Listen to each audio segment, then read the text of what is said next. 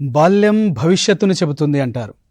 నిజానికి విద్యార్థి యొక్క బాల్యం ఎంత సహజ వాతావరణంలో జరిగితే విద్యార్థి యొక్క వికాసం, మేధస్సు అనేది అంత ఫలవంతంగా ఉంటుంది. ఇందులో ప్రధానమైనటువంటిది ఆటలు. ఈ ఆటల ద్వారా, ఈ ఆటలను మనము మన పెడగాజీలో ఎలా అంతర్భాగం చేస్తామో వివరించేదే నేటి టాయ్ బేస్డ్ పెడగాజీ, లేదా దీన్నే గేమ్ బేస్డ్ పెడగాజీ అంటున్నాం మనం. ఈ కార్యక్రమాన్ని రాష్ట్ర వ్యాప్తంగా వీక్షిస్తున్నటువంటి విద్యార్థులకు, ఉపాధ్యాయ మిత్రులందరికీ స్వాగతం, సుస్వాగతం. తెలంగాణ విద్యాశాఖ, తెలంగాణ రాష్ట్ర విద్యా పరిశోధన శిక్షణ సంస్థ టీశాట్ నిర్వహిస్తున్న ఈ కార్యక్రమంలో వేదికపై ఉన్న వాళ్లను ఒకసారి పరిచయం చేసుకుందాం. Myself Yasin Mohammed, faculty SCRT. ఇటు పక్కన ఉన్నటువంటి వారు ఎస్ గంగాధర్ సార్ గారు, SRG తెలుగు. నమస్కారం అండి. అదేవిధంగా మధ్యలో ఉన్నటువంటి వారు Abdul Hafeez sir, SRG physical science. Good morning sir.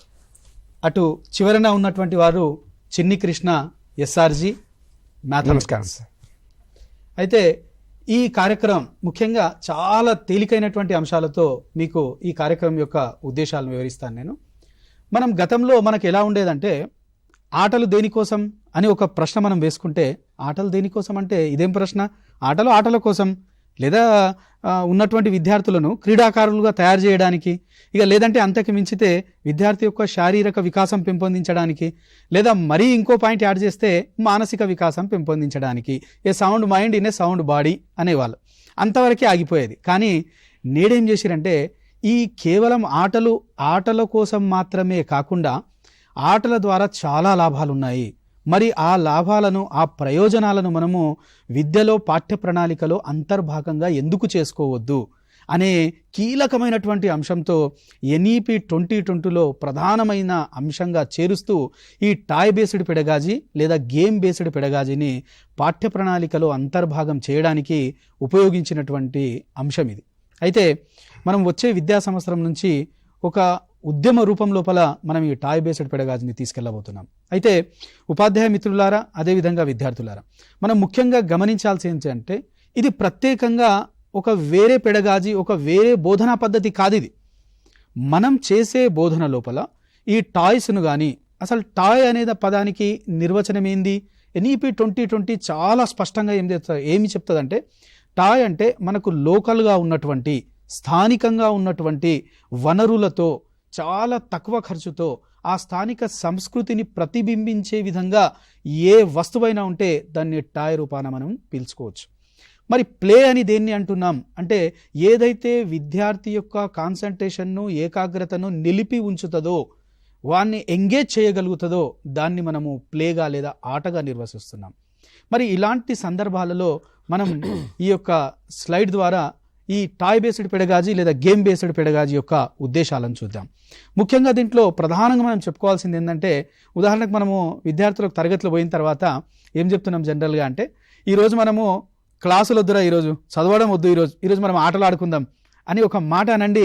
విద్యార్థుల మొహాల లోపల చిరునవ్వు మీకు ఎంత స్పష్టంగా కనిపిస్తుందో గమనించండి. దాన్ని ఏమంటున్నాం మనం అంటే, ఆనందభరిత అభ్యసనం.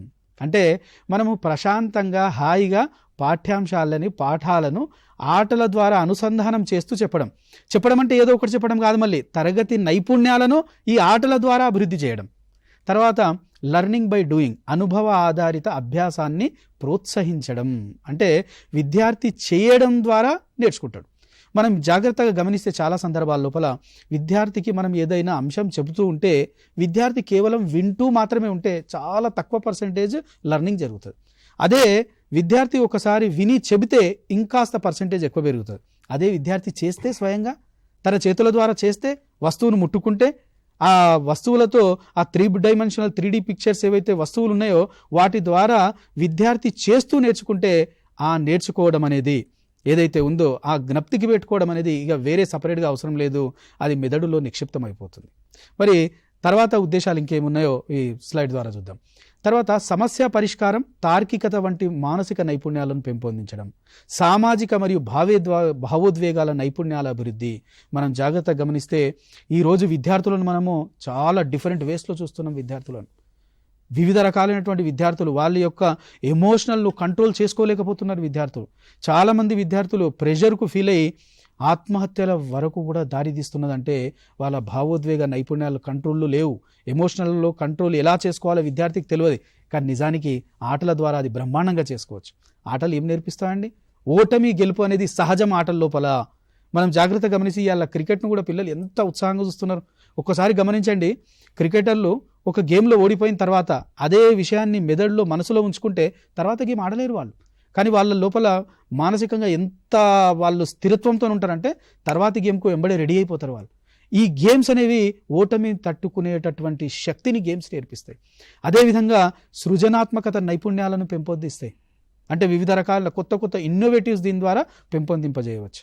తర్వాత దీంట్లో ప్రకృతికి సంబంధించిన పరిరక్షణ కూడా జరుగుతుంది. ఎట్లా అంటే కొన్ని రకాలైనటువంటి మనము ఆట బొమ్మలను తీసుకుంటే, ఇప్పుడు నిర్మల్కు సంబంధించిన ఆట బొమ్మ, అక్కడ బొమ్మలు చాలా మనము చెక్క బొమ్మలు చాలా ప్రసిద్ధి చెందినవి. ఆ బొమ్మలను ఉపయోగించుకుంటూ మనం పాఠం చెప్తే ఒకవైపు ఏమో తరగతికి సంబంధించిన నైపుణ్యాలను పెంపొందించే వాళ్ళేమో అవుతాము, రెండో వైపు ఏమో అక్కడ ఉన్నటువంటి సంస్కృతి కూడా పరిరక్షింపబడుతుంది. అంతేకాకుండా చివరి ఉద్దేశం, ముఖ్యమైనటువంటి ఉద్దేశం, ప్రధానమైనటువంటి ఉద్దేశం ఏంటంటే 21వ శతాబ్దపు యొక్క నైపుణ్యాల అభివృద్ధి కూడా జరుగుతుంది. అంటే కమ్యూనికేషన్ స్కిల్స్, విద్యార్థి ఏదైతే చెప్పాలనుకుంటున్నాడో అది నువ్వు ఈ ఇన్ జనరల్ క్లాస్లో జరిగేటప్పుడు విద్యార్థి అది తన మనసులో ఉన్నటువంటి భావాలను స్పష్టంగా చెప్పలేకపోవచ్చు. కానీ అదే ఆటల ద్వారా అయితే విద్యార్థి యొక్క భావోద్వేగాలను కూడా చాలా క్లియర్గా స్పష్టంగా ప్రకటించగలుగుతాడు విద్యార్థి. విషయం బాగా అర్థమవుతుంది, సంతోషంగా నేర్చుకుంటాడు. కాబట్టి విషయం చాలా కాలం నిక్షిప్తమై ఉంటుంది. మరి ఇన్ని ప్రయోజనాలు ఉన్నటువంటి ఈ టాయ్ బేస్డ్ పెడగాజిని మనం పాఠ్యభాగంలో ఎందుకు అంతర్భాగం చేసుకోకూడదు అనేటటువంటి ప్రధానమైనటువంటి ఉద్దేశంతో ఏర్పాటు చేసినటువంటి కార్యక్రమం ఇది టాయ్ బేస్డ్ పెడగాజీ లేదా గేమ్ బేస్డ్ పెడగాజీ. మరి దీంట్లో మనకు ఈరోజు వివిధ సబ్జెక్టులకు సంబంధించినటువంటి విషయ నిపుణులు ఉన్నారు. వాళ్ళ ద్వారా మరిన్ని విషయాలను మనం తెలుసుకునేటటువంటి ప్రయత్నం చేద్దాం.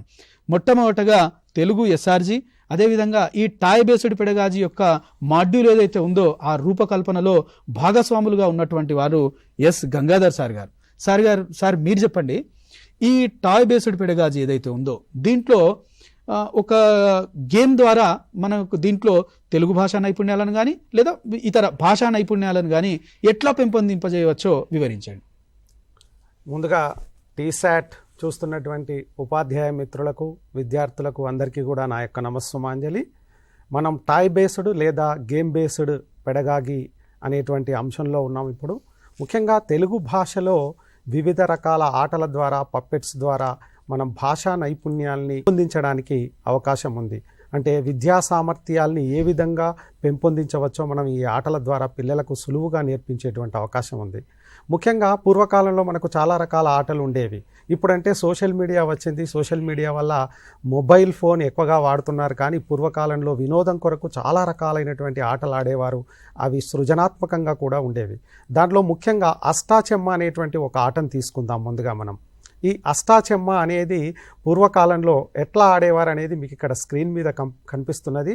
మనకు 5 నిలువు గడులు మరియు 5 అడ్డుగడుల చొప్పున మొత్తం 25 గడులతో ఈ అష్టాచెమ్మ అనేటువంటిది నిర్మాణం అయ్యేది. దీంట్లో కనీసం ఒక 2 ఆడాలి లేదా గరిష్టంగా 4 కూడా ఆడవచ్చు. సాధారణంగా పూర్వకాలంలో చింతగింజలు ఉపయోగించి దీన్ని ఆడేవారు. ఇప్పుడైతే మనం డైస్ ఉపయోగించి ఆడవచ్చు. దీన్ని ఎట్లా తయారు చేస్తారనేది మీకు ఇక్కడ స్క్రీన్ మీద కనిపిస్తుంది. 5 అడ్డు వరుసల్లో 5 నిలువు వరుసల్లో మొత్తం 25 గడులతో, అట్లాగే 3 అడ్డు నిలువు డయాగ్నల్ వరుసలు కూడా మీకు ఇంటూ గుర్తులతో అంటే ఎక్స్ గుర్తులతో కనిపిస్తూ ఉన్నాయి.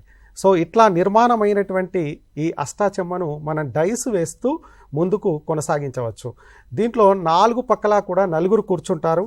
ఈ 4 కూర్చున్నటువంటి ఈ ఆటలో వాళ్ళు డైస్ వేస్తూ ఎంత నెంబర్ పడితే తమ కాయల్ని అంత ముందుకు తీసుకెళ్తారు. అట్లా ముందుకు తీసుకెళ్తూ మధ్యలో ఉన్నటువంటి గడి ఇల్లు అంటాం, ఆ ఇంటికి తమ కాయల్ని తీసుకెళ్తారు.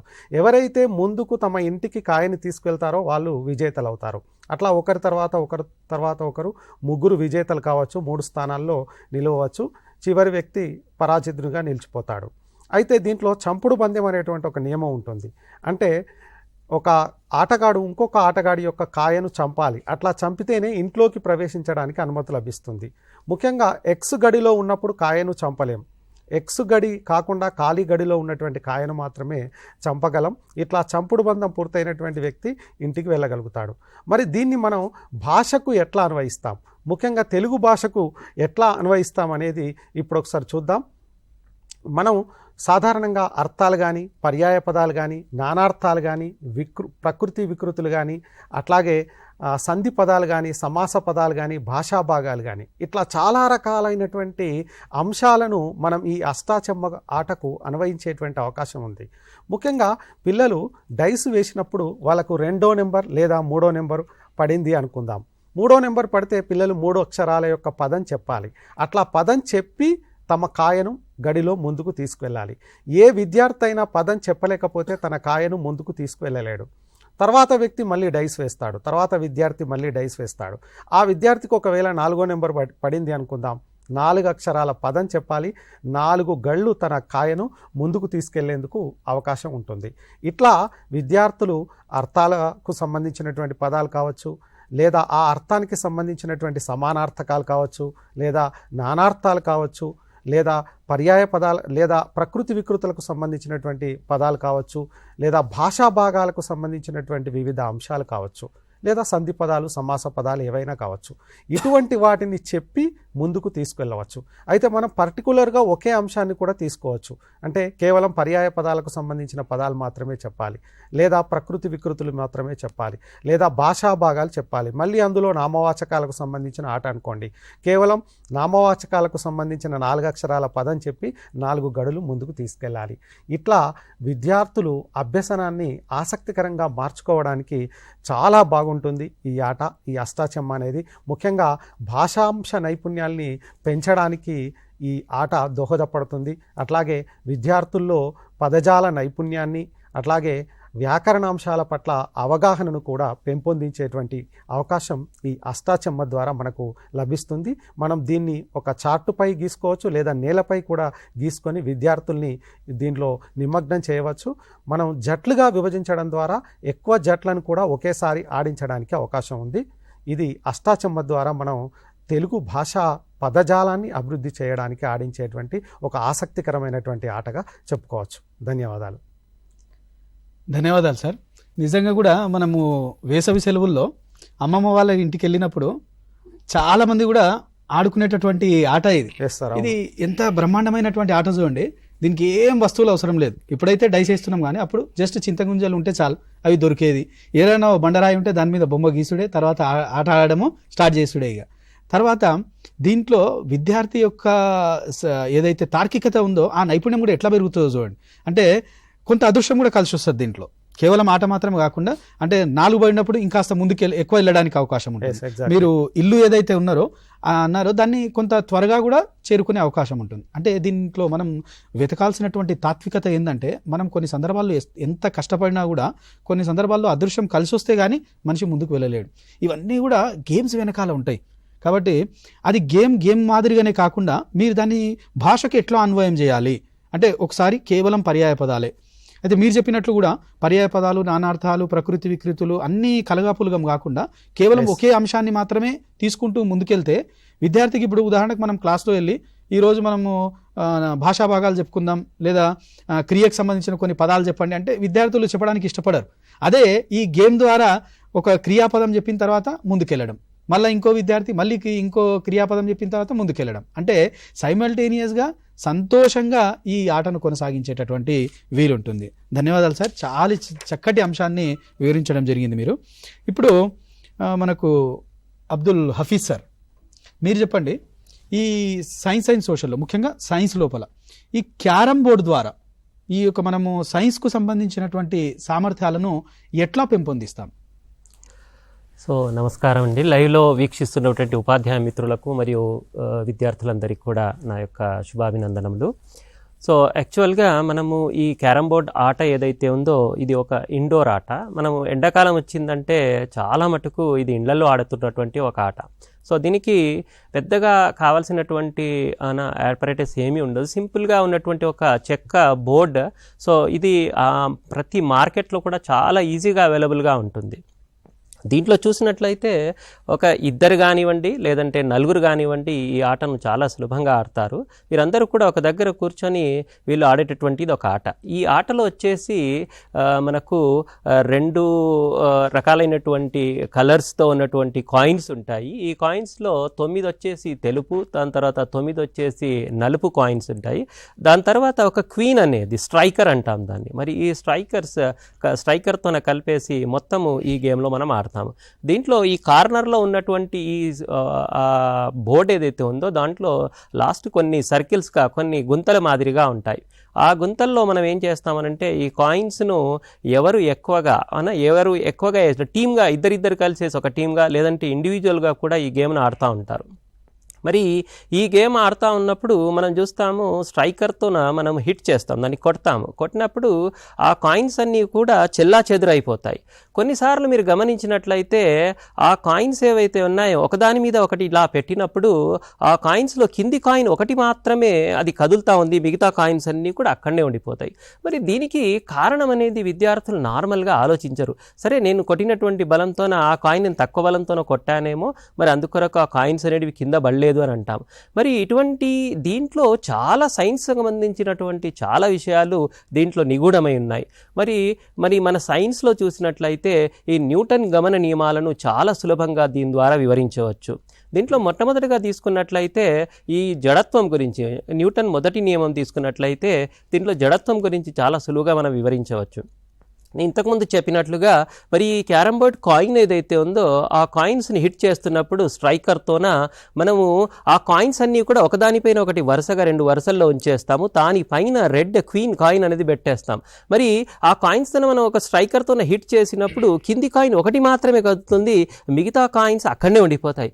దీనికి కారణం ఆలోచించినట్లయితే మరి ఆ కాయిన్స్ పైన ఉన్నటువంటి కాయిన్స్ అన్నీ కూడా ఏమనుకుంటున్నాయి అంటే నేను నిశ్చల స్థితిలోనే ఉన్నాను అని అనుకుంటున్నాను. మరి కిందగా ఉన్నటువంటి ఆ ఒక్క కాయిన్ మీద ఒక బలం అనేది ప్రయోగించినప్పుడు ఆ కాయిన్ ఏమవుతుంది, అది ఒక్కటి మాత్రమే తన యొక్క స్థానాన్ని అక్కడ మార్చేసి ఆ పైన ఉన్నటువంటి కాయిన్స్ యథాస్థానంలో అక్కడనే నిలబడతాయి.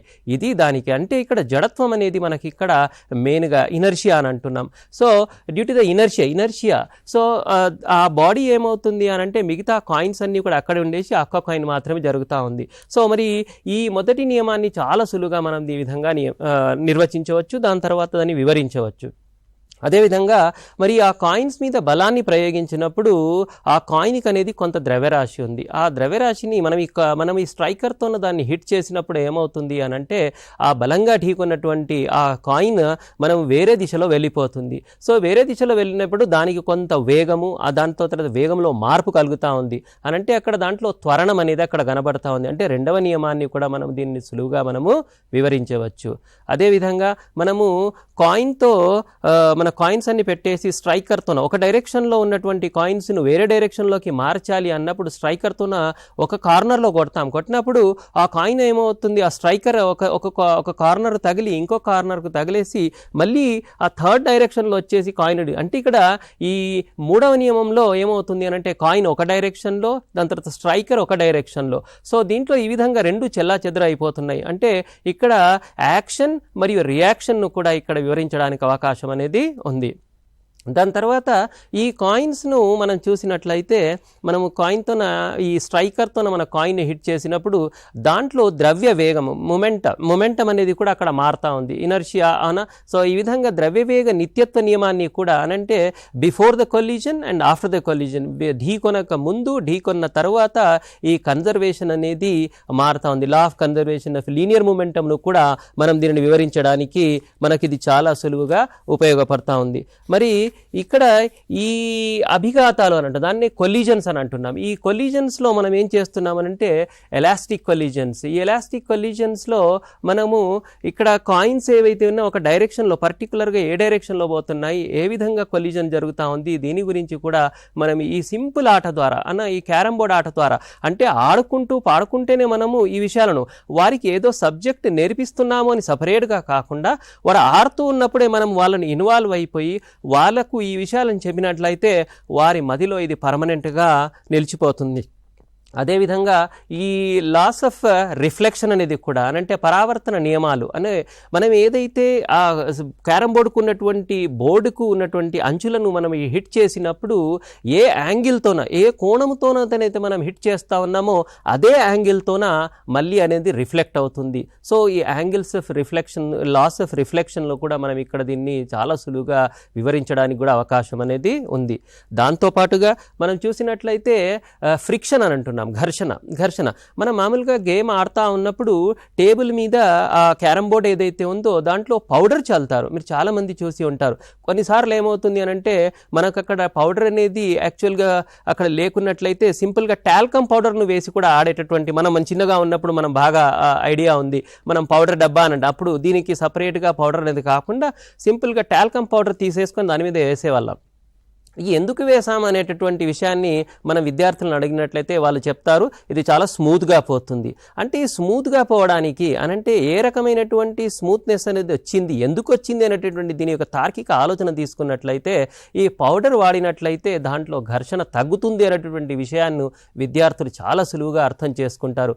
ఒకవేళ ఈ పౌడర్ లేనట్లయితే మనకు అక్కడ ఘర్షణ అనేది ఇంతకుముందు రెండు మన సిచ్యువేషన్స్ అని అక్కడ క్రియేట్ చేసినట్లయితే ఫస్ట్ పౌడర్ వేయకుండా ఒకవేళ గేమ్ ఆడిన ఎలా ఉండే, వేసిన తర్వాత పౌడర్ వేసిన తర్వాత ఈ గేమ్ ఆడుతూ ఉన్నప్పుడు మరి ఈ మూమెంట్ అనేది ఎలా ఉంది అనేటటువంటి గమనించినట్లయితే దీంట్లో వేరియేషన్ అనేది మనకు చాలా కనబడతా ఉంది. సో ఇటువంటి ఈ చిన్న ఈ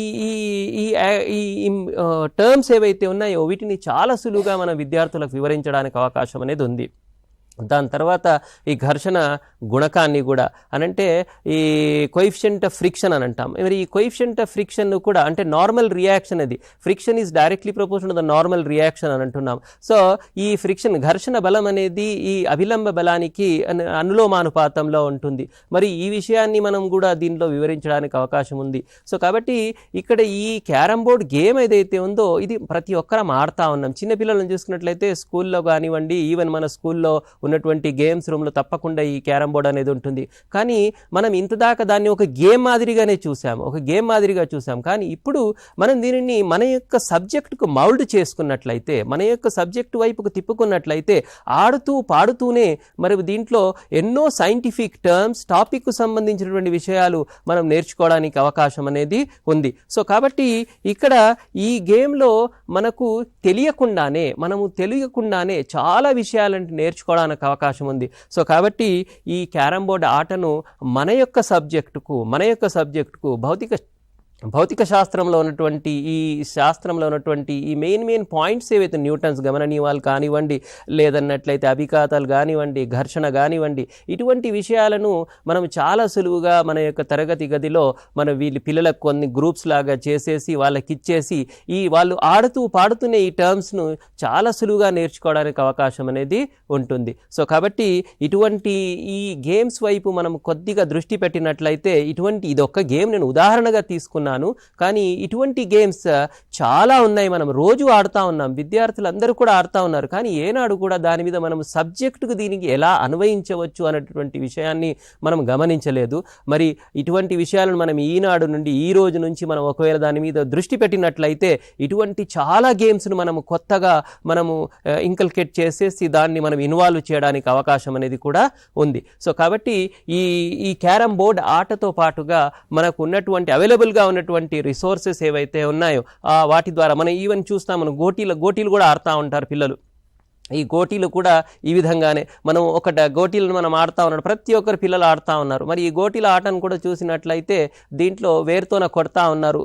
సో ఆ గోటితోన కొట్టినప్పుడు మనం ఆ గోళీలన్నీ చెల్లా చెదురు అయిపోతున్నాయి. ఈ చెల్లా చెదురు దాంట్లో డైరెక్షన్స్ అనేవి మారుతూ ఉన్నాయి.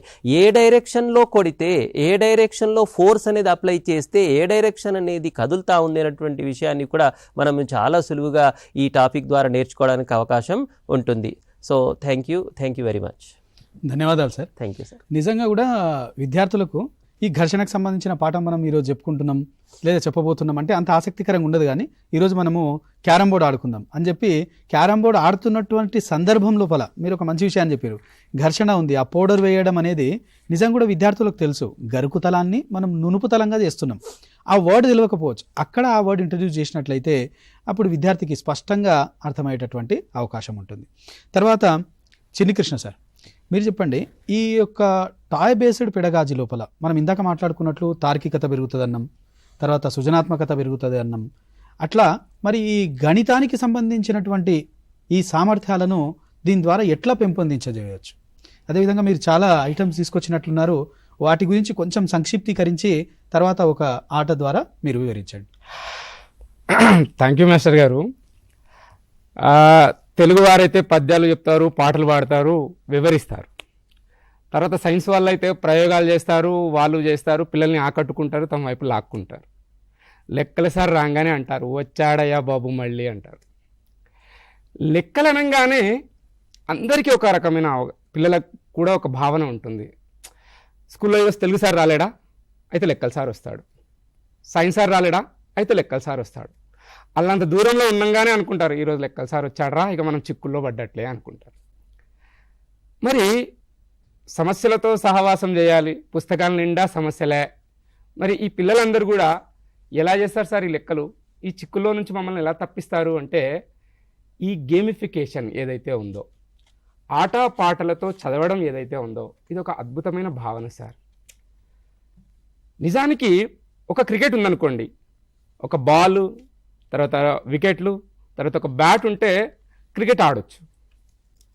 అలాగే ఇప్పుడు క్యారమ్స్ ఉన్నది, ఒక బోర్డు ఉంది, తర్వాత అందులో కాయిన్స్ ఉన్నాయి, ఇద్దరు వ్యక్తులు కూర్చొని క్యారమ్స్ ఆడొచ్చు. నేనేమంటానంటే మ్యాథ్స్ కూడా ఒక గేమే. ఇందులో నంబర్స్ ఉంటాయి, 4 పరిక్రియలు ఉంటాయి, కూడిక, తీసివేత, గుణకారం, భాగాహారం. ఈ 4 పరిక్రియలతో ఆ నంబర్లతో ఆడే ఆటనే మ్యాథమెటిక్స్. ఇది ఏమి కొత్తది కాదు సార్, మన సంస్కృతి లోపల ఆల్రెడీ కొనసాగుతూనే ఉన్నది, గతంలో ఉండేది కూడా. ఎలాగంటే ఇప్పటికీ మా తాతగారు అంటుంటారు, మేము ఆడుతూ పాడుతూ నేర్చుకున్నాం రా, మీరెందుకు ఇంత కష్టపడుతున్నారు, చదువులు చారడైనాయి, బలపాలు బారడైనాయి, ఎక్కువ కష్టపడుతున్నారేమో ఒకసారి ఆలోచించండి అనేవాళ్ళు. అట్లా అన్నప్పుడు నాకు కూడా అనిపించింది, మన చదువులో ఏదైనా మార్పు ఉంటే బాగుంటుందేమో అని. కానీ ఇప్పుడు మీరు చెప్పారు కదా సార్, ఈరోజు చెప్పిన తర్వాత నాకు అనిపిస్తుంది నిజంగానే ఆటపాటలతో చదవచ్చు. అలాంటి కొన్ని వస్తువులు నేను తయారు చేసి ఉంచాను, అలాగే కొన్ని మార్కెట్లో కూడా మనకు దొరుకుతూ ఉన్నాయి. ఇక్కడ కొన్ని వస్తువులు ఉన్నాయి, దీంతో ఆకారాలను తయారు చేయడం, పిల్లలకు స్పేస్ అనేది ఎట్లా అనేది అర్థమవుతుంది. ఈ ఆకారాన్ని ఎట్లా తయారు చేస్తామనేది మనం చూపిస్తాం తర్వాత. అలాగే వైకుంఠపాళి, మనము పరమపద సోపాన పటమని కానీ, తర్వాత అదేవిధంగా కైలాసపటం అని కానీ, వైకుంఠపాళి అని కానీ ఆడుకుంటూ ఉంటారు పిల్లలు. ఇది కూడా గతంలో ఆడుతున్నటువంటి ఆటనే. ఎలాగైతే మనకు అష్టాచమ్మ ఎంత ప్రాచీనమో ఇది కూడా అంతే ప్రాచీనం. ఇప్పుడు మనం ఆధునికంగా చెప్తున్నటువంటి లూడో గేమ్ కూడా దీని నుంచి తయారైందే. సో ఇలా ఎన్నో రకాలైనటువంటి ఆటలు మనకు అందుబాటులో ఉన్నాయి. ఈరోజు ముందుగా వైకుంఠపాళి గురించి చెప్పుకుందాం సార్. అయితే వైకుంఠపాళి అనే ఆట మనం చూస్తాము, ఇందులోపల నంబర్స్ విద్యార్థుల యొక్క స్థాయిని ఆధారంగా చేసుకొని మనం తీసుకుంటాము. 100 వరకు ఉంటుంది, 1 నుంచి 100 వరకు ఉన్నటువంటి నంబర్లు, 2 నుంచి 4 ఆడవచ్చు ఈ ఆట. తర్వాత దీన్ని ఆడడానికి ఉపయోగించే పరికరాల్లో ముఖ్యంగా డైస్ కానీ, లేదా చింతగింజలతో చేసినటువంటి అష్టాచమ్మకు ఉపయోగించే చింతపిక్కలు కానీ దీనికి వాడవచ్చు. ఒకసారి వాళ్ళు ఉన్నవాళ్ళు బాగా ఆపి డైస్ని వేసినప్పుడు దానిపైన వచ్చినటువంటి నంబర్ని చూస్తారు, 4 అని వచ్చింది. అప్పుడు విద్యార్థి తన కాయను తీసుకొని 4వ గడిలోకి పెడతాడు. అలా ఆపోజిట్లో ఉన్న వాళ్ళు ఒక్కొక్క గడిలో వాళ్ళు వాళ్ళ డైస్ని ఆడిస్తూ వాళ్ళ స్థానంలోకి మారుతూ ఉంటారు. అలా ఉన్నప్పుడు ఇందులోపల కొన్ని చోట్ల పాములు ఉంటాయి, కొన్ని చోట్ల నిచ్చెనలు ఉంటాయి. పాములు అనేవి సాధారణంగా ఏం చేస్తాయి, మింగేస్తాయి. మింగడం వల్ల దాని తోక ఎక్కడ ఉందో ఆ నంబర్ వరకు వెళ్ళిపోతారు. తర్వాత నిచ్చెన ఏదైతే ఉందో ప్రారంభం ఎక్కడనో, తర్వాత అది ఎక్కడం ద్వారా ఎక్కడికి చేరుకుంటాడు చివరికి అనేది కూడా ఉంటుంది. ఆ నంబర్ల వరకు వెళ్తారు. అయితే గణితానికి దీన్ని ఎట్లా ఉపయోగిస్తాము, గణిత భావనను నేర్పడానికి అంటే ఇందులోపల పాముల గుర్తుపెట్టిన దానికి మైనస్గా, తర్వాత నిచ్చెన గుర్తుపెట్టిన దాన్ని ప్లస్ గుర్తుగా తీసుకుంటాం. అలా తీసుకోవడం ద్వారా విద్యార్థి ఎప్పుడైతే నిచ్చెన గుర్తుకు వచ్చినప్పుడు అక్కడ ఇచ్చిన నంబర్ ఏదైతే ఉందో ఆ నంబర్ని చూసుకొని దాన్ని కూడిక చేసుకుంటాడు. స్థాయిని ఆధారంగా చేసుకొని ముందుగా తను పేపర్ పెన్ను వాడతాడు. కానీ ప్రాక్టీస్ అయిన కొద్దీ ఏం చేస్తాడు, మౌఖికంగా చేయడం ప్రారంభిస్తాడు, మానసికంగా చేయడం ప్రారంభిస్తాడు. అట్లా చేయడం ద్వారా తను ఆట లోపల ముందుకు వెళ్తాడు. ఎవరైతే 100 వరకు చేరుకుంటారో, చివరి స్థానాన్ని చేరుకుంటారో, పరమపదాన్ని చేరుకుంటారో వాళ్ళు ముందుగా గెలిచినట్లు. ఈ ఆట లోపల ఓటమి అనేది ఉండదు, అందరూ గెలవడానికి అవకాశం ఉంటుంది. ఈ ఆట లోపల అందరూ కూడా ఆడవచ్చు. ఈ మౌఖిక గణితం ఏదైతే ఉందో దీని ద్వారా విద్యార్థుల లోపల కూడికలు, తీసివేతలు అనేది మొదటి లెవెల్లో చెప్పుకుంటాము.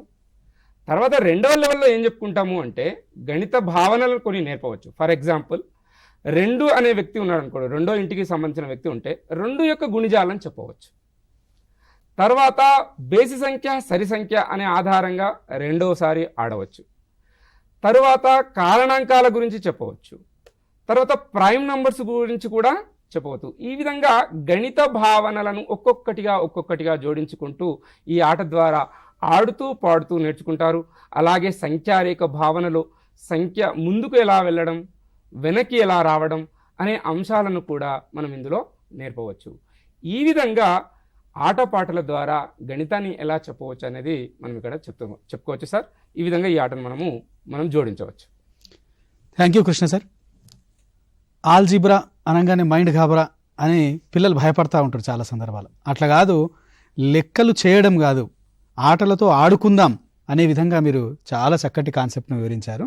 తర్వాత గంగాధర్ సార్, ఇంకో గేమ్ని తీసుకోండి, ఉదాహరణకు పదకేళి.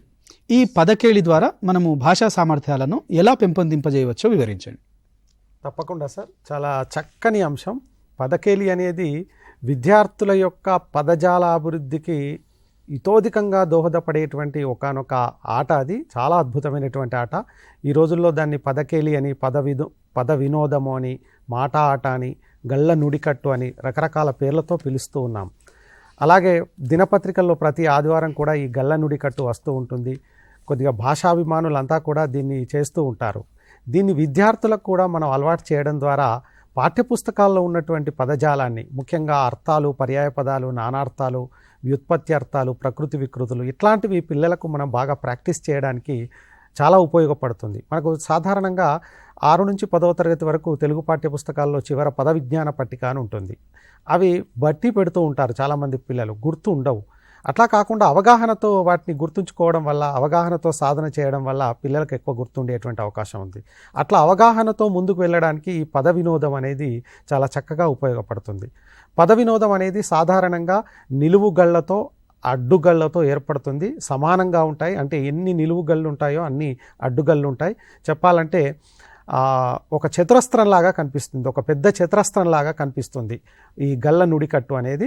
మనం దీంట్లో నిలువుగళ్ళు, అడ్డుగళ్ళు ఎన్నైనా పేర్చుకోవచ్చు. ఎన్ని పేర్చుకున్నా అడ్డంగా, నిలువుగా సమానంగా ఉండాలి. అట్లా అడ్డు వరుసల్లో, నిలువు వరుసల్లో సమాన గడులతో ఉన్నటువంటి ఈ పదకేలికి సంబంధించి మనం ఆధారాలు ఇస్తాం. అంటే ఏ గళ్ళల్లో ఏవి నింపాలి అనేది నెంబర్లు వేస్తాం. 1 అడ్డం 1 నిలువు, 2 అడ్డం 2 నిలువు, ఇట్లా ఆధారాలు ఇచ్చిన తర్వాత దానికి సంబంధించినటువంటి ప్రశ్నలు అడుగుతాం. ముఖ్యంగా పదజాలానికి సంబంధించినటువంటి ప్రశ్నలు అడిగినప్పుడు ఆ 1 అడ్డు ఏ సమాధానం వస్తే, ఏ పదం వస్తే ఏ ప్రశ్న అడగాలో ఆ ప్రశ్న అడుగుతాం. ఉదాహరణకు మనం ఇక్కడ ఈ భాషా క్రీడను చూసినప్పుడు మనకి ఇక్కడ అంటే తరగతి గదిలో విద్యార్థుల అభ్యసనం కొరకు దీన్ని ఎట్లా ఉపయోగించవచ్చు అనేది ఒక్కసారి చూసినప్పుడు మనకి ఇక్కడ ఒక ఉదాహరణ కనబడుతుంది చూడండి. అంటే ఇంతకుముందేమో మీకు ఖాళీ గళ్ళ నుడికట్టు కనబడింది, ఇక్కడ నింపినటువంటి, పూరించినటువంటి గళ్ళ నుడికట్టు కనబడుతుంది. అంటే మనం తరగతి గది అభ్యాసానికి, దీన్ని అభ్యసనానికి వినియోగించిన తర్వాత ఉదాహరణకు మొట్టమొదటి పదం మీకు ఇక్కడ అవని అని కనిపిస్తుంది. అంటే అవని అనేటువంటి పదం అర్థాన్ని ఇచ్చేది భూమి అనే అర్థం. అంటే భూమి అనే అర్థాన్ని ఇచ్చేటువంటి పదం ఏది అని మనం ప్రశ్న అడగవచ్చు. అప్పుడు పిల్లలు అక్కడ అవని అని నింపుతారు. అవని అని నింపిన తర్వాత వెంటనే మనం నిలువు పదాన్ని కూడా అడగవచ్చు. అంటే నిలువు ఆ అనేటువంటి అక్షరంతో మొదలయ్యే పదం అయి ఉండాలి. అట్లా వచ్చేలాగా మనకి ఇక్కడ చూసినప్పుడు అర్హత అనే పదం కనిపిస్తుంది. అట్లా అర్హత అనేటువంటి పదం వచ్చేలాగా పిల్లల్ని మనం ప్రశ్న వేయాల్సి ఉంటుంది. అట్లాగే మళ్ళీ అవనిలో 3వ అక్షరాన్ని తీసుకున్నప్పుడు అక్కడ నీ అనేటువంటి అక్షరం ఉంది. ఈ నీ అనే అక్షరంతో మొదలైనటువంటి పదం రావాలి. అంటే అబద్ధం కానిదేది, లేదా విద్యార్థులు సత్యాన్ని మాత్రమే పలకాలి, ఈ సత్యం అనేటువంటి పదానికి అర్థం ఏమిటి, ఇట్లా మనం అడగవచ్చు. అట్లా సత్యం ద్వారా లేదా అబద్ధం కానిదేది అని అడగడం ద్వారా పిల్లల నుంచి మనం నిజం అనేటువంటి పదాన్ని రాబట్టవచ్చు. అట్లా నిజం అనేటువంటి పదాన్ని 2 నిలువు గడిలో నింపినప్పుడు అప్పుడు అవనిలో అవని వస్తుంది, మళ్ళీ ఆ అనేటువంటి అక్షరానికి సంబంధించి అర్హత వస్తుంది, అట్లాగే నీ అనేటువంటి అక్షరానికి నిజం అనేది వస్తుంది. మళ్ళీ అర్హతలో చివరి అక్షరం తీసుకున్నప్పుడు కూడా తన అని నింపవచ్చు. అట్లాగే మళ్ళీ తనలో రెండవ అక్షరం తీసుకున్నప్పుడు అది నగ అవుతుంది. మళ్ళీ నగలో రెండవ అక్షరం తీసుకున్నప్పుడు అది గని అవుతుంది. అట్లా మనం ప్రతి పదానికి ఒకటో అక్షరం లేదా రెండవ అక్షరం లేదా మూడవ అక్షరం ఇట్లా వాటిని మొదటి అక్షరాలుగా గ్రహించి మనం ఇట్లా అనేక పదాలని తయారు చేస్తూ పోవచ్చు. కానీ ఒక పదానికి ఒక పదం లింక్ ఉంటుంది. ఇట్లా సాధారణంగా పాఠ్యపుస్తకంలో పాఠాల్లో ఉన్నటువంటి పదాలతో ఈ గల్లనుడికట్టు తయారు చేయవచ్చు. లేదంటే మనం సాధారణమైనటువంటి పదాలని కూడా తీసుకొని తయారు చేసేందుకు అవకాశం ఉంది. ఇట్లా ఈ గల్లనుడికట్టును నింపడం ద్వారా పిల్లలకు పదాలు బాగా పరిచయం అవుతాయి, పదాలపై పట్టు సాధిస్తారు. ముఖ్యంగా పర్యాయ పదాలు తెలుస్తాయి. అంటే అబద్ధం కానిదేది అన్నప్పుడు సత్యం అని చెప్పగలుగుతారు. లేదా సత్యం అనే అర్థాన్ని సత్యం అనేటువంటి అర్థానికి ఇంకొక పదం చెప్పండి అన్నప్పుడు వారు నిజం అనేటువంటి పదం చెప్పగలుగుతారు. ఇట్లా భూమి అనేటువంటి పదానికి ఇంకొక పదం చెప్పండి అన్నప్పుడు అవని అని చెప్పగలుగుతారు. ఈ విధంగా పర్యాయ పదాల్లో పట్టు సాధించడానికి అవకాశం ఉంది. ఇట్లా అన్ని పదాల్లో కూడా విద్యార్థులకు పదజాలాభివృద్ధి చేయడానికి ఇది చక్కగా ఉపయోగపడేటువంటి గల్లనుడికట్టుగా మనం భావించవచ్చు. ధన్యవాదాలండి. Thank you sir. ఒకప్పుడు ఆదివారం వచ్చిందంటే చాలు ఈ మ్యాగజైన్ కోసం ఎదురు చూసేవాళ్ళు. ఎందుకు తెలుసా? దాంట్లో ప్రధానంగా ఈ పద వినోదం అనేది ఉంటుందని పిల్లలందరూ కూడా కలిసి కూర్చొని అది నింపడానికి పోటీ పడేవాళ్ళు. అంటే నిలువు ఆధారాలు తర్వాత అడ్డమున్న ఆధారాలతోని చాలా ఇంట్రెస్ట్గా నింపేవారు. ఏదన్నా ఒక పదం తెలియకపోతే మళ్ళీ దాన్ని నెక్స్ట్ డే మండే రోజు మళ్ళీ సార్ దగ్గరికి పోయి సార్ ఇది ఏంది తెలియట్లేదు అని. ఎవరైతే ఆ పద పట్టికను ఆ పద వినోదాన్ని పూర్తి చేస్తారో వాళ్ళు చాలా గొప్పదైనటువంటి విషయం సాధించినట్లు లెక్క, అంత ప్రతిష్టాత్మకంగా తీసుకునేవాళ్ళు. దీంట్లో మీరు చెప్పినట్లు నానార్థాలు, పర్యాయ పదాలు, ఈవెన్ ఇంకా చెప్పాలంటే కొన్ని సమాసాలు కూడా కొన్ని సందర్భాల్లో 3 కన్నులు కలవాడు అని ఇచ్చేవాడు. ఆడ 3 అక్షరాలు ఉండేది. పిల్లవాడు బ్రెయిన్ స్టార్మింగ్ జరిగేది. అది ఇది ఏంది ఇది ఏంది ముక్కంటి అని రాసేవాళ్ళు. బరువు ఈ సమాసం అంటే చాలా సందర్భాల్లో సమాసాలు సందులు ఇది నాట్ ఓన్లీ తెలుగు మిగతా భాషలకు కూడా దీన్ని చాలా చక్కగా వినియోగించుకోవచ్చు. ధన్యవాదాలు సార్. ఇప్పుడు అబ్దుల్ హఫీజ్ సార్, మీరు చెప్పండి, ఈ ఫ్లయింగ్ సాసర్ అనేటటువంటి ఈ గేమ్ ద్వారా అసలు ఈ గేమ్లో ఏ రకాలైనటువంటి సైన్స్ సామర్థ్యాలు దాగి ఉన్నాయి వివరించండి. Okay sir, thank you sir. మరి ఈ ఫ్లయింగ్ సాసర్ అనేది చాలా కామన్గా ఆడుతున్నటువంటి ఒక గేమ్ అండి. ఇది అవుట్డోర్ గేమ్. ఇది మనకు తెలుసు, ఒక సింపుల్గా ఒక ప్లాస్టిక్తో తయారు చేసిన ఒక ప్లేట్ మాదిరిగా ఉంటుంది. ఆ ప్లేట్ని తీసుకొచ్చుకొని మనం ఇట్లా విసిరినట్లయితే అవతల 2 వ్యక్తులు కానివ్వండి, ఇంకా ఎంతకోమంది కానివ్వండి, వాళ్ళు ఏం చేస్తారంటే దాన్ని కింద పడకుండా తిరిగి దాన్ని పట్టుకోవడమే దీంట్లో ఉన్నటువంటి ఈ గేమ్. మరి ఈ గేమ్ ఏదైతే ఉందో దీంట్లో మనం చూస్తూ ఉంటాము, ఈ గేమ్ చాలా వేగంగా ఒకవేళ డిస్కస్ను వదిలినట్లయితే అది తనను రీచ్ కాకుండా, ఎదురుగా ఉన్నటువంటి వ్యక్తి రీచ్ కాకుండా అది పైనగా ఎలా వెళ్తుంది. సో మరి దీంట్లో కూడా సైన్స్కి సంబంధించినటువంటి చాలా విషయాలు దీంట్లో దాగి ఉన్నాయి. మరి విద్యార్థులు ఈ ఆటను ఆడుతూ ఉన్నారు, కానీ ఎప్పుడు కూడా దీని గురించి పెద్దగా ఆలోచన చేయలేదు. కానీ మనం సైన్స్కి అన్వయించవచ్చు. అది ఎలా అనంటే ఇక్కడ 2 డైమెన్షనల్ మోషన్ ఏదైతే ఉందో ఈ 2 డైమెన్షనల్ మోషన్ కానివ్వండి, లేదన్నట్లయితే రొటేషనల్ మోషన్ కానివ్వండి, లేదంటే ప్రొజెక్టైల్ మోషన్ కానివ్వండి, ఈ ప్రొజెక్టైల్ మోషన్ గురించి కూడా చాలా సులువుగా మనం విద్యార్థులకు అర్థం చేయించవచ్చు. దీంట్లో మనము ఈ డిస్కస్ను ఇలా విసిరినట్లయితే ఇక్కడ ఉన్నటువంటి ఈ ఫ్లయింగ్ సాసర్ ఏదైతే ఉందో ఈ ఫ్లయింగ్ సాసర్ వెయిట్లో చాలా తక్కువగా ఉంటుంది. మరి దూరంగా ఉన్నటువంటి విద్యార్థులు కూడా దీనిని పట్టుకోవడానికి ఒక ఫిజికల్గా ఒక ఎక్సర్సైజ్ జరుగుతూ ఉంటుంది, ఫిజికల్గా మూమెంట్ అనేది జరుగుతూ ఉంది. ఈ మూమెంట్ జరుగుతూ ఉన్నప్పుడు విద్యార్థి ఏం చేస్తాడు, ఏదైనా బలంగా విసిరినప్పుడు ఇక్కడ ఏమవుతుంది అని అంటే ఇక్కడ బలానికి మరియు వేగానికి సంబంధం అనేది కూడా ఇక్కడ మనం చెప్పవచ్చు.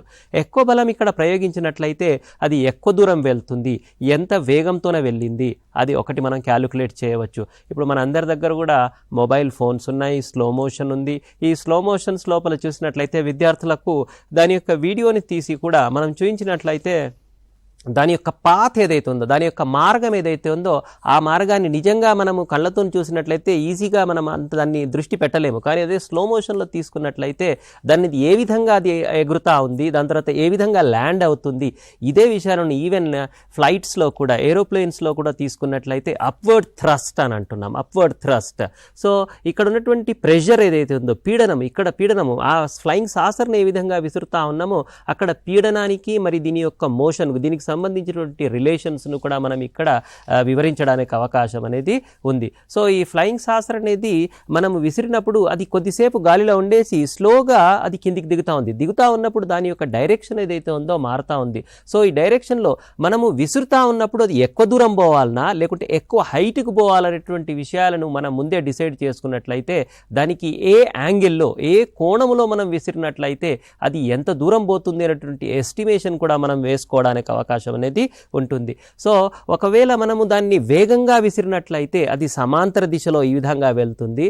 అది అటువంటప్పుడు మనము ఈ భూమి ఆకర్షణ బలం అనేది సమాంతర దిశలో తక్కువగా జీరోగా ఉండేసి అదే నిలువు దిశలో పనిచేస్తూ ఉంది. నిలువు దిశలో పనిచేయడం వలన దాని యొక్క పాత్ ఏమవుతుంది, స్లోగా తగ్గుకుంటూ కిందికి వచ్చేసి ల్యాండ్ అవుతుంది. ఈవెన్ మన ఏరోప్లేన్ తీసుకున్నట్లయితే కూడా అలా దాని డ్రాగ్ను తక్కువ చేసుకుంటూ స్లోగా ల్యాండ్ అవుతూ ఉంది. దీనికి ఉన్నటువంటి కారణాన్ని ఇటువంటి ఈ విషయాలను మనం అక్కడ పిక్చర్లో కూడా చూసినట్లయితే విద్యార్థి కొంత లీన్ అవుతున్నాడు, అంటే కొంత ముందుకు వంగి అనంటే తన యొక్క గరిమనాభిని అడ్జస్ట్ చేసుకొని దూరంగా విసరడానికి ప్రయత్నిస్తున్నాడు. అంటే ఇక్కడ ఈ గురుత్వాకర్షణతో పాటుగా ఇక్కడ దాని యొక్క గరిమనాభిని కూడా centre of mass, centre of gravity, వీటి మీద కూడా మనం చెప్పడానికి అవకాశం ఉంది. సో ఈ విధంగా మరి ఈ గేమ్ ఏదైతే ఉందో ఫ్లయింగ్ సాసర్ గేమ్ ఆడుతూ పాడుతూ సైన్స్ సంబంధించినటువంటి చాలా విషయాలను మనం చెప్పుకోవడానికి అవకాశం అనేది ఉంది sir. So thank you sir. ధన్యవాదాలు సార్. గురుత్వాకర్షణ, ప్రక్షేపిత కోణం, గరిమనాభి ఇట్లాంటి అంశాలు నిజంగా ఈ పదాలు, సాంకేతిక పదాలు ఆలోచన చేస్తేనే విద్యార్థికి అర్థం చేయించడం ఎంత కష్టమో అనిపిస్తుంటుంది. అదే గేమ్ ద్వారా అయితే దాన్ని చాలా చక్కగా వివరించవచ్చు అనే అంశాన్ని చాలా సింపుల్ వే లోపల మీరు చెప్పడం జరిగింది సార్. ధన్యవాదాలు. చిన్ని కృష్ణ సార్, మీరు చెప్పండి, ఈ టవర్ ఆఫ్ బ్రహ్మగుప్త ఈ పేరే కొత్తగా వింతగా ఉంది. ఏంది దీంట్లో ఉన్నటువంటి పవర్ వివరించండి సార్. ఖచ్చితంగా సార్. ఒక ఊళ్ళో ఒక పెద్ద మనిషి గారికి 5 మంది కోడళ్ళు ఉన్నారట. సో మా కోడళ్ళు ఉన్నారు కదా, అందరికీ ఊరందరికీ పరిచయం చేద్దామని చిన్న దావత్ చేసి అందరికీ భోజనాలు ఏర్పాటు చేశారు. చేసి 5 మందికి పని అప్పగించారు. అమ్మ, నువ్వు విస్తరాకులు వడ్డించు, నువ్వు అన్నం వడ్డించు, నువ్వు కూర వడ్డించు, నువ్వు నీళ్లు వడ్డించు, నువ్వు విస్తరాకులు తీసేయని ఎవరి పని వాళ్ళకి అప్పగించారు. ఫస్ట్ ఆమె అనుకుంది నేను విస్తరాకులు వేయడం నా పని కదా అని వెంటనే విస్తరాకులు వేసేసుకుంటూ వెళ్ళింది. తర్వాత ఒక ఆమె అనుకుంది నేను తీయడం నా పని కదా, ఎప్పుడు తీసేయండి, నేను తీసేస్తే సరిపోతుందని ఇంకొక ఆమె వచ్చేసింది, విస్తరాకులన్నీ తీసేసుకుంటూ వెళ్ళిపోయింది. తర్వాత ఇంకొక ఆమె అనుకుంది నా అన్నం వడ్డించమనే నా పని, ఎక్కడ వడ్డిస్తే నాకేమి అని వడ్డించడం స్టార్ట్ చేసింది. సో అందరు ఈ విధంగా పనిని ఏ వరుసలో చేయాలి, ఏ క్రమంలో చేయాలి అన్న భావన తెలియకపోవడం వల్ల చేసినటువంటి విందు రసాబసాగా మారిపోయింది. గణితం బోధిస్తున్నప్పుడు విద్యార్థుల్లో మేము గమనించినటువంటి ఒక సమస్య ఏంటంటే ఈ స్టెప్ తర్వాత ఏం స్టెప్ చేయాలి సార్ అని తెలియక చాలామంది విద్యార్థులు ఆగిపోతుంటారు. అంటే విద్యార్థులలో తార్కికంగా ఆలోచించే విధానం అనేది చాలా తగ్గిపోయింది. వాళ్ళు ఎప్పుడు చేద్దాం లెక్కలు చేద్దాం, ప్రాక్టీస్ చేద్దాం, లేదా చూసి చేద్దాం. ఈ మధ్యలో ఈ ఫేస్బుక్, వాట్సాప్, తర్వాత చాట్ జీపీటీ, ఏఐ ఇలాంటివి వచ్చిన తర్వాత జస్ట్ అక్కడ ఆన్సర్ వస్తుంది, మనం ఇక్కడ కాపీ చేస్తాం. జస్ట్ కాపీ మాస్టర్లుగా తయారవుతున్నారేమో అన్న ఒక చిన్న ఆందోళన కూడా కలుగుతుంది. అంటే సొంతంగా ఈ స్టెప్ తర్వాత ఏం చేయాలి, లాజికల్గా ఎలా ఆలోచించాలి, తర్కబద్ధంగా ఎలా ఆలోచించాలి, ఇది ఆలోచించడం కోసం నేర్పే ఆట సార్. దాని పేరు బ్రహ్మగుప్త శిఖరం అంటాం మనం. దీన్ని టవర్ ఆఫ్ హనోయ్ అని కూడా పిలుస్తారు. మార్కెట్లో మనకు దొరుకుతుంది. ఇది మా విద్యార్థులు తయారు చేసినటువంటి ఒక చిన్న మోడల్. మరి ఒకసారి మనం ఎట్లా ఆడతారో చెప్తాను. ఇది ఒకరుగా ఆడొచ్చు, లేదా 2-3 కూడా ఆడొచ్చు. ఇది ఎలా ఆడతామో ఒకసారి చూడండి. ఇందులోపల మనం చూస్తున్నట్టుగా 3 శిఖరాలు ఉంటాయి.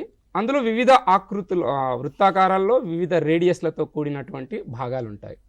వీటిలో అన్నిటికంటే పెద్దది కింద, దాని తర్వాత దానికంటే చిన్నది, దాని తర్వాత దానికంటే చిన్నది, దానికంటే చిన్నది, దానికంటే చిన్నది. ఈ విధంగా అవరోహణ క్రమంలో ఈ శిఖరాన్ని అమర్చడమే ఈ ఆట. అయితే ఎక్కడ అమర్చాలి అంటే ఇగో ఈ టవర్ పైన మీరు ఆ యొక్క శిఖరాన్ని తయారు చేయండి అని చెప్పామనుకోండి. ఇప్పుడు విద్యార్థి ఏం చేస్తాడు, ఫస్ట్ దాన్ని చూస్తాడు, దీని యొక్క ఆకృతి ఏ విధంగా ఉంది. కాబట్టి నేను ముందుగా ఈ దానికి పెద్దది రావాలంటే నేను ఏం చేయాలి, సో ఇక్కడ ఈ చిన్నది తీసి ఇక్కడ నుంచి ఇక్కడికి పెట్టాలి అని తను ఆలోచించడం స్టార్ట్ చేస్తాడు. తర్వాత దీన్ని ఇక్కడ నుంచి తొలగిస్తాడు. ఒకే పనిని మళ్ళీ మళ్ళీ చేయడం అనేది ఇక్కడ జరుగుతుంది. మనం కూడా గమనించాలి ఇక్కడ జరుగుతున్న ప్రాసెస్ను. ఇది ఒక థాట్ ప్రాసెస్ను విద్యార్థి లోపల అలవాటు చేస్తుంది. తర్వాత పెద్దది ఇక్కడికి చేరుస్తాడు. తరువాతి స్థాయిని బట్టి ఇలా మారుస్తూ వాడిని చేస్తారు. ఇక్కడ మనం గమనించాల్సిన అంశం ఏంటిది, దీన్ని ఇక్కడ పెడితే మళ్ళీ చిన్నగా అవుతుంది కాబట్టి మధ్యలో పెడతాడు. తర్వాత దీన్ని ఇక్కడికి తీసుకొస్తాడు, దీన్ని ఇక్కడ చేరుస్తాడు. తర్వాత ఇది, తర్వాత ఇది. సో ఈ విధంగా తయారు చేసిన తర్వాత విద్యార్థి విజయాన్ని సాధించినట్లు.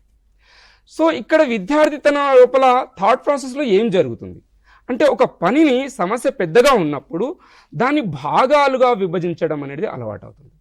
భాగాలుగా విభజించి దాన్ని అవగాహన చేసుకోవడం జరుగుతుంది. ఓకే, ఈ సమస్య తర్వాత ఇది, ఈ స్టెప్ తర్వాత ఈ స్టెప్, ఈ స్టెప్ తర్వాత ఈ స్టెప్ అని ఒక లాజికల్ ఎండ్కు తను రావడం జరుగుతుంది. ఆ విధంగా సమస్యకు సంబంధించిన పరిష్కారాన్ని సాధించడం జరుగుతుంది సార్.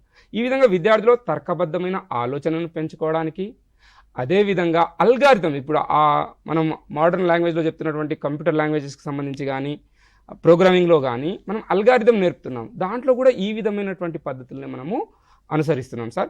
ఈ విధంగా బ్రహ్మగుప్త శిఖరం అనే ఆట ద్వారా విద్యార్థులకు చిన్నప్పటి నుంచి లాజికల్గా ఆలోచించడం ఎలా, తర్వాత క్రమ పద్ధతి లోపల సమస్యకు పరిష్కారం కనుక్కోవడం ఎలా, స్టెప్ బై స్టెప్ లెక్కలు చేయడం ఎలా అనేది మనము నేర్పడానికి అవకాశం ఉంటుంది సార్. Thank you. ధన్యవాదాలు కృష్ణ సార్. అయితే దీంట్లో కూడా మినిమం ఎన్ని ప్రయత్నాల ద్వారా అది పెట్టొచ్చు అనేది ఒక ఫార్ములా కూడా ఉంది. 2n-1. ఎన్ అనేది ఇక్కడ డిస్కుల సంఖ్య. ఉదాహరణకు ఒక 3 డిస్కులు మాత్రమే ఉన్నాయంటే 2³ - 8 - 1 అంటే కనీసం 7 ప్రయత్నాల్లో దీన్ని పెట్టొచ్చు. ఆ కనీస ప్రయత్నాల్లో పెట్టిన వాళ్ళు నిజంగా వెంబడే విజేతం అయినట్లు లెక్క. తర్వాత విషయానికి వెళ్దాం. గంగాధర్ సార్, మీరు చెప్పండి, ఈ జిగ్సా పజిల్ అనేటటువంటి గేమ్ను మనము భాషా సామర్థ్యాల వైపు ఎలా మళ్లించవచ్చు? సార్, జిగ్సా పజిల్ అనేది చాలా ఆసక్తికరమైనటువంటి ఆట. ఆ ఆట చాలా ఆసక్తిని పిల్లలకు అభ్యసనంలో కలిగిస్తుంది. పిల్లలు చాలా ఆడుతూ పాడుతూ దీన్ని చేయవచ్చు. ముఖ్యంగా జిగ్సా పజిల్ అనేది ముక్కలుగా ఉన్నటువంటి ఒక రూపం. ఆ ముక్కలుగా ఉన్నటువంటి ఒక సమాచారాన్ని కానీ లేదా చిత్రాన్ని కానీ ఒక క్రమ పద్ధతిలో అమర్చి దానికి సంపూర్ణమైనటువంటి రూపాన్ని ఇచ్చేటువంటి ఆట జిగ్సా పజిల్. మీకు ఇక్కడ స్లైడ్ మీద కనిపిస్తుంది చూడండి. ఒకవైపు బొమ్మలతో ఉంది, ఇంకొక వైపు అక్షరాలతో ఉంది. అంటే ఇట్లా అక్షరాలతో ఉండొచ్చు లేదా బొమ్మలతో ఉండవచ్చు. ఈ ముక్కలన్నింటినీ కూడా విడదీసినప్పుడు మనం ఏదో ఒక అంశాన్ని ఎన్నుకొని, చిత్రాన్ని కానీ అక్షరాలను కానీ ఎన్నుకొని దాన్ని సంపూర్ణ రూపంలోకి తీసుకురావాలి. సంపూర్ణ రూపంలోకి తీసుకువచ్చేటప్పుడు విద్యార్థి బాగా ఆలోచిస్తాడు. తార్కికంగా ఆలోచించి ఏ అక్షరాలు ఎక్కడ రావాలి, ఏ పదాలు ఎక్కడ రావాలి అనే ఆలోచన జరుగుతుంది. అట్లాగే బొమ్మను కూడా ఒక క్రమ పద్ధతిలో పేర్చేటప్పుడు కూడా సృజనాత్మకమైనటువంటి ఆలోచన జరుగుతుంది. ముఖ్యంగా ఈ యొక్క జిగ్సా పజిల్ ద్వారా మరి భాషా బోధనలో దీన్ని పాఠ్యభాగ అంశాలతో అన్వయించినప్పుడు ప్రధానంగా పదజాల అంశాలతో పాటు వ్యాకరణ అంశాలతో పాటుగా స్వీయ రచన, సృజనాత్మకత అనేటువంటి అంశాలను కూడా పెంపొందించడానికి దీంట్లో అవకాశం ఉంది. ముఖ్యంగా అవగాహన ప్రతిస్పందన అనేటువంటి ఒక అంశాన్ని తీసుకున్నప్పుడు మనం విద్యార్థులకు ఒక పద్యాన్ని ఇచ్చినప్పుడు 4 వరుసల్లో ఉంటుంది పద్యం. ఆ 4 వరుసల్లో ఉన్నటువంటి పద్య పాదాలని తారుమారు చేసి 4 ముక్కలు చేసి విద్యార్థికి అందించినప్పుడు ఆ 4 ముక్కల యొక్క పద్యాన్ని ఒక క్రమ పద్ధతిలో విద్యార్థి అమర్చగలగాలి. అమర్చడానికి ఆ పద్యం యొక్క భావన తెలిసి ఉంటుంది, లేదా వెనక వైపు ఆ పద్యం తాలూకు భావన ఉంటుంది. దాని ఆధారంగా విద్యార్థి మరి దాన్ని ఒక సంపూర్ణ రూపానికి తీసుకొచ్చి పూర్తి పద్యాన్ని అప్పగించేటువంటి అవకాశం ఉంటుంది. లేదా ఒక కథను చెప్పినప్పుడు ఆ కథ యొక్క వాక్యాలని మనం విడివిడిగా ముక్కలుగా కత్తిరించి ఇచ్చినప్పుడు ఆ విడి భాగాలన్నింటినీ కూడా ఒక చోటకి చేర్చగలుగుతాడు. ఇది సృజనాత్మకమైనటువంటి అంశాన్ని విద్యార్థిలో నైపుణ్యాన్ని పెంపొందిస్తుంది. ఆ కథకు ఒక సంపూర్ణమైనటువంటి రూపాన్ని జిగ్సా పజిల్ ద్వారా విద్యార్థి ఇవ్వగలుగుతాడు. అట్లాగే ఒక పాఠ్యాంశానికి సంబంధించినటువంటి చిత్రం ఉంటుంది. ఉదాహరణకు చెరువు అనేటువంటి పాఠాన్ని తీసుకున్నప్పుడు చెరువు చిత్రం ఉంటుంది. ఆ చెరువుకు సంబంధించినటువంటి వర్ణన ఇంకొక వైపు ఉంటుంది, ఇంకొక వైపు చెరువు బొమ్మ ఉంటుంది. ఈ బొమ్మ ఆధారంగా ఆ చెరువుకు సంబంధించినటువంటి ఉపయోగాలు కావచ్చు, చెరువుకు సంబంధించినటువంటి వాక్యాలు కావచ్చు, వీటినన్నింటినీ కూడా ఒక క్రమ పద్ధతిలో విద్యార్థి పేర్చగలగాలి. అట్లా పేర్చినప్పుడు జిగ్సా పజిల్ అనేది పూర్తవుతుంది. ఇట్లా విద్యార్థిలో పదజాలాంశాలు, వ్యాకరణాంశాలు, స్వీయ రచనాంశాలు, సృజనాత్మక పరమైనటువంటి అంశాలు ఈ ఆసక్తికరమైనటువంటి జిగ్సా పజిల్ అనేటువంటి ఆట ద్వారా విద్యార్థులకు పెంపొందించేటువంటి అవకాశం ఉంది. మామూలుగా చెప్పుకోని విషయాల్ని ఈ ఆట ద్వారా మామూలుగా చెప్పుకున్నప్పుడు ఆసక్తి చూపని విద్యార్థి ఈ ఆట ద్వారా ఎక్కువ ఆసక్తి చూపేటువంటి అవకాశం అయితే ఉంది. ధన్యవాదాలు. ధన్యవాదాలు సార్. అయితే వివిధ రకాలైనటువంటి భాషా సామర్థ్యాలను జిగ్సా పజిల్ ద్వారా చాలా స్పష్టంగా వివరించవచ్చు. ఇప్పుడు అబ్దుల్ హఫీజ్ సార్, ఈ టగ్ ఆఫ్ వార్ ఏమిటి, యుద్ధం, దీనికి ఫిజిక్స్కు ఈ భావనల ద్వారా ఎట్లా సంసిద్ధుల్ని చేయవచ్చో వివరించండి.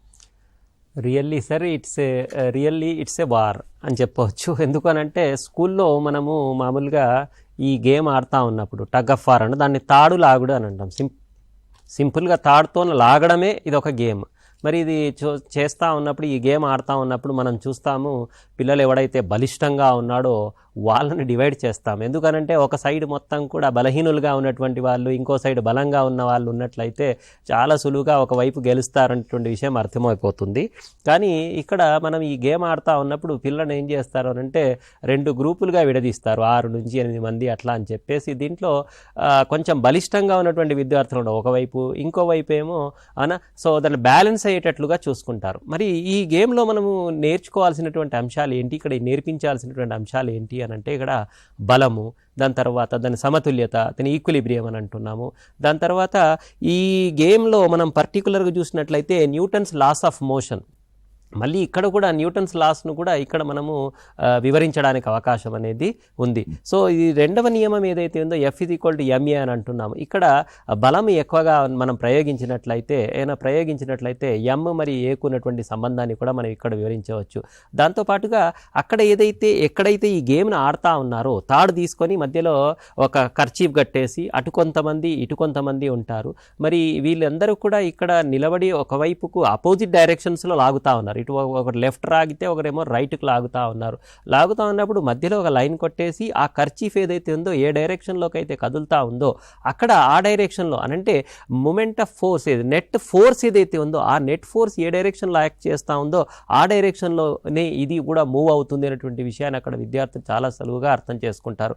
మరి ఇక్కడ ఈ విద్యార్థులు మనము ఒకవైపుకు లాగుతూ ఉన్నప్పుడు వారిలో ఇక్కడ ఏం చేస్తున్నాము అనంటే భూమి ఏదైతే ఉందో అక్కడ ఏదైతే ల్యాండ్ అక్కడ ఉన్నటువంటి ప్లేస్ ఏదైతే ఉందో అది చాలా గరుకుగా ఉండేటట్లుగా చూసుకుంటాం. ఇంతకుముందు మనం ఒక గేమ్లో చూసాము, అక్కడ ఘర్షణ అని చెప్పాము. ఇక్కడ కూడా మళ్ళీ ఘర్షణను వివరించడానికి అవకాశం ఉంది.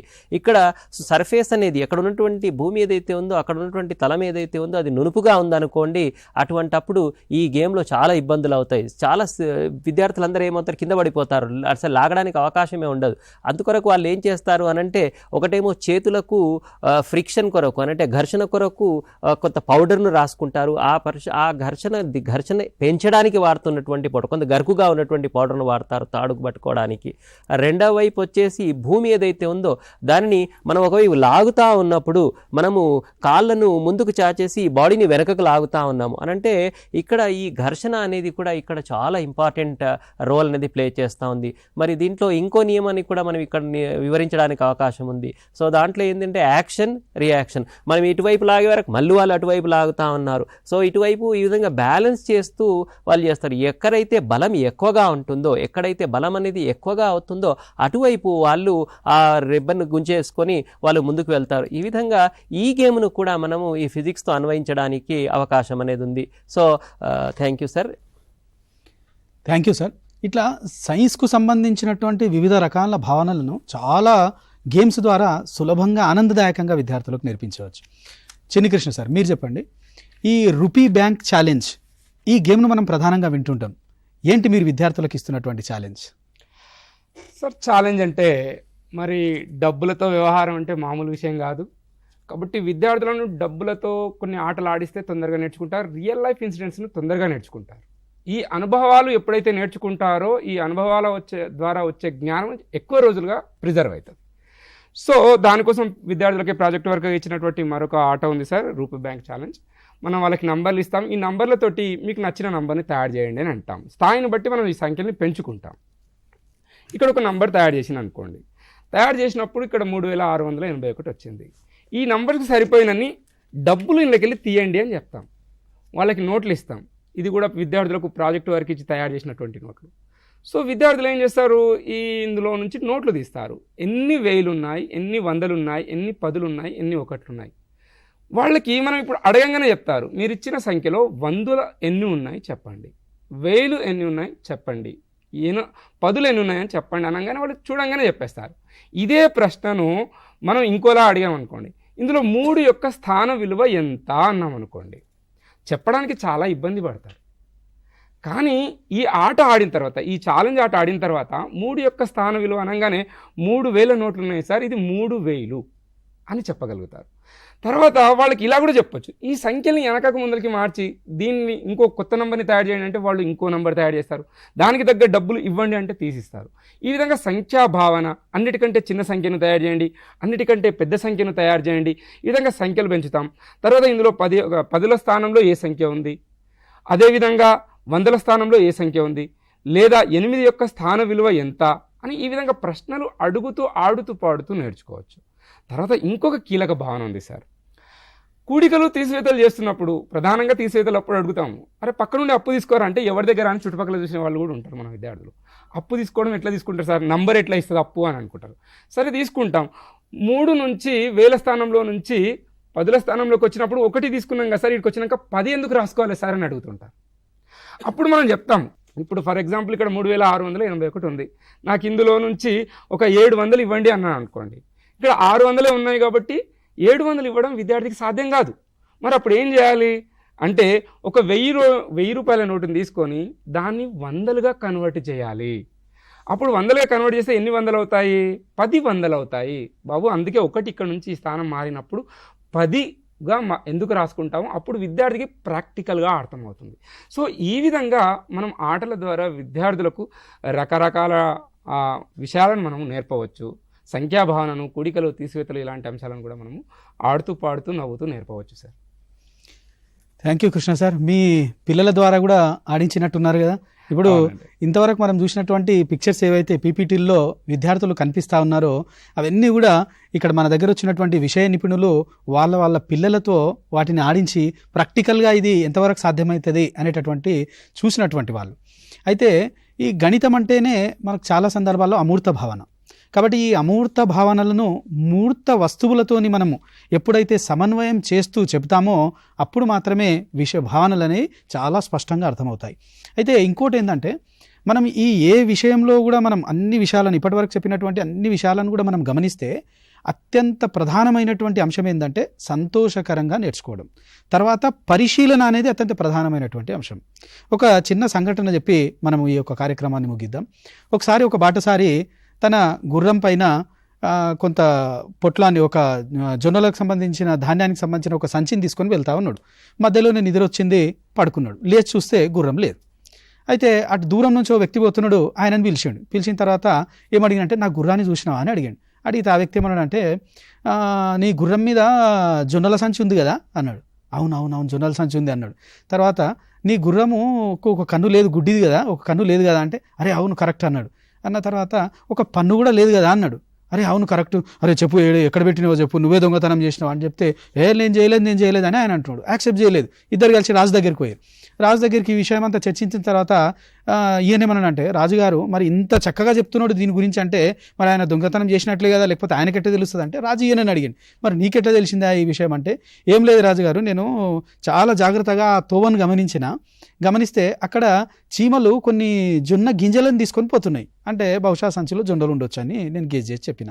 తర్వాత ఒకవైపుకు సంబంధించిన గడ్డి మాత్రమే తిన్నది, అది ఇంకోవైపు గడ్డి అట్లనే ఉన్నది, కాబట్టి ఇది గుడ్డిదని, ఒక కన్ను లేదని చెప్పి నేను నిర్ధారణ చేసుకున్నా. అరే మరి తర్వాత ఈ పన్ను లేదనే విషయం ఎట్లా తెలిసిందా నీకు అంటే, ఏం లేదు, నేను ఆ తిన్న వైపు నన్ను ఆకులను గమనిస్తే ఆ ఆకులను ఇట్లా పండ్ల ద్వారా తీసుకుంటే మధ్యలో ఆకు అట్లనే మిగిలిపోయింది, పక్కలై వచ్చేసినాయి, అంటే బహుశా దానికి ఒక పన్ను లేదనే విషయం నేను నిర్ధారణ చేసుకున్నా అన్నాడు. ఇది కదా పరిశీలన శక్తి అంటే, ఇది కదా సైన్స్ అంటే, ఇది కదా గణితం అంటే. అంటే భాష అంటే మనము ఏదో చదవడం రాయడం నేర్చుకోవడం కాదు. భాష అంటే ఒక భావోద్వేగం, భాష అంటే భావ వినిమయ సాధనం. గణితం అంటే ముక్కి ములిగి 35 మార్కులు తెచ్చుకోవడం కాదు. గణితం అంటే ఒక తార్కికత, గణితం అంటే ఒక ఖచ్చితత్వం, గణితం అంటే ఒక వేగం. అదేవిధంగా సైన్స్ అంటే ఏదో మనము ఉన్నటువంటి అంశాన్ని బట్టి జవాబులు రాయడం కాదు. సైన్స్ అంటే శాస్త్రీయ వైఖరి, విద్యార్థులకు శాస్త్రపరమైనటువంటి ఆలోచనలు పెంపొందించడం, మూఢ నమ్మకాలను సమూలంగా నిర్మించడం. మరి ఈ అంశాలనేవి టాయ్ బేస్డ్ పెడగాజీ ద్వారా మనం చాలా స్పష్టంగా వివరించవచ్చు.